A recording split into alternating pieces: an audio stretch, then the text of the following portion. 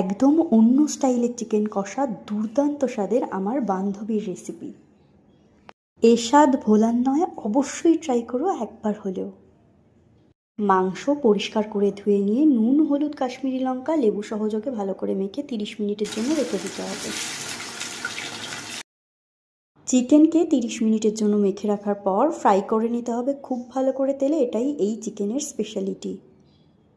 আর তারপর একে একে গোটা গরম মশলা, জিরা সমস্ত কিছু ফোড়নে দিয়ে তেলে তারপর পেঁয়াজটাকে ভালো করে ভেজে নিতে হবে।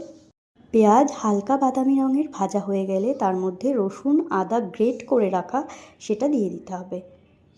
এই পর্যায়ে সমস্ত গুঁড়ো মশলাকে জলে গুলে দিয়ে দেবো এবং কাঁচা লঙ্কা, ভাজা চিকেন, টমেটো সব অ্যাড করে আস্তে আস্তে ঢেকে ঢেকে কষাবো এবং চিকেন হয়ে এলে লাস্টে ঘি অ্যাড করে নামিয়ে নেব। অনেক রকমের চিকেন কষা তো খেয়েছেন, এটা একবার ট্রাই করুন, একদম আলাদা টেস্ট।